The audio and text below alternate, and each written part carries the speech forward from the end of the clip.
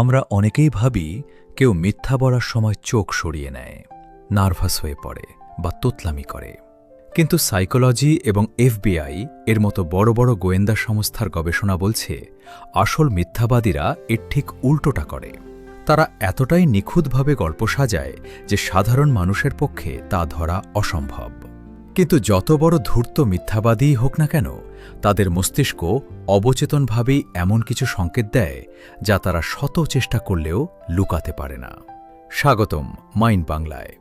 আজ আমরা জানব মিথ্যাবাদী চেনার এমন ৩টি বৈজ্ঞানিক ও মনস্তাত্ত্বিক উপায়, যা জানার পর আপনাকে আর কেউ সহজে ঠকাতে পারবে না। আমাদের তালিকার প্রথম উপায়টি হল চোখের ভাষার খেয়াল রাখা। মনোবিজ্ঞানীদের মতে সাধারণ কথোপকথনে একজন মানুষ স্বাভাবিকভাবে ৬০ থেকে ৭০% সময় আই কন্ট্যাক্ট বা চোখে চোখ রেখে কথা বলে। কিন্তু একজন অভিজ্ঞ মিথ্যাবাদী যখন আপনাকে কোনো বানিয়ে বলা গল্প বিশ্বাস করাতে চায়, তখন সে সচেতনভাবেই প্রায় ১০০% সময় আপনার চোখের দিকে তাকিয়ে থাকবে, যা দেখতে বেশ অস্বস্তিকর এবং কৃত্রিম লাগে। এখানেই শেষ নয়, সাইকোলজিতে একে বলা হয় কগনিটিভ লোড। যখন আপনি তাকে হুপ করে কোনো প্রশ্ন করবেন, সে যদি সত্যি ঘটনা মনে করার চেষ্টা করে, তবে তার চোখের মনি সাধারণত বাম দিকের ওপরের কোণায় যাবে, কারণ মস্তিষ্ক তখন স্মৃতি হাতড়াচ্ছে।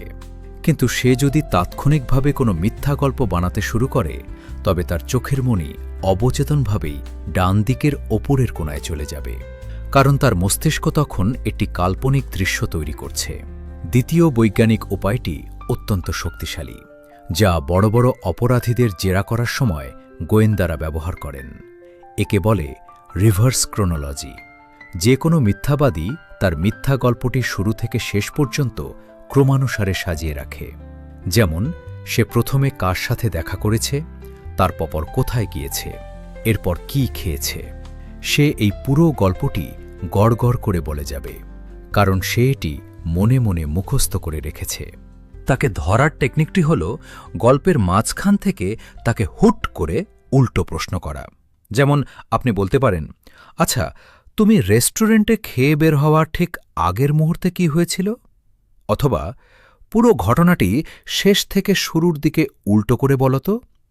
যখনই আপনি গল্পটি পেছন থেকে বলতে বলবেন, মিথ্যাবাদীর মস্তিষ্ক প্রচণ্ড চাপে পড়ে যাবে, কারণ বানিয়ে বলা গল্প উল্টো করে সাজানো মানুষের মস্তিষ্কের জন্যে এক প্রকার অসম্ভব। তখনই সে থমকে যাবে বা তার কথায় অমিল ধরা পড়বে। আমাদের তৃতীয় উপায়টি হল মাইক্রো এক্সপ্রেশন। মানুষ মুখে খুব সহজেই মিথ্যা বলতে পারে, কিন্তু আমাদের মুখের মাংসপেশিগুলো অবচেতন মন দ্বারা নিয়ন্ত্রিত হয়। কেউ যখন তীব্র মিথ্যার আশ্রয় নেয়, তখন মাত্র ১ সেকেন্ডের ভগ্নাংশ সময়ের জন্যে তার আসল অনুভূতি মুখে ফুটে ওঠে। যেমন, কেউ একজন আপনার কথায় মুখে খুব বড় করে হাসছে, কিন্তু খেয়াল করে দেখুন তার চোখের কোণায় কোনো কুঁচকানো ভাব বা ভাঁজ নেই। সাইকোলজিতে একে বলে ডুশেন স্মাইল বা নকল হাসি। আসল হাসিতে চোখের চারপাশের পেশি অবশ্যই সংকুচিত হবে। আবার অনেক সময় দেখা যায় কেউ মুখে জোর দিয়ে বলছে, হ্যাঁ, আমি কাজটা করিনি, কিন্তু কথাটি বলার সময় তার মাথা অবচেতনভাবেই সামান্য এপাশ ওপাশ নড়ছে, যা আসলে না বোধক সংকেত। মুখের কথা আর শরীরের এই অমিলগুলোই একজন মিথ্যাবাদীকে প্রকাশ করে দেয়। ভিডিওর এই পর্যায়ে আপনাদের জন্য রয়েছে একটি বিশেষ বোনাস হ্যাক। একে বলা হয় দ্য পজ টেকনিক।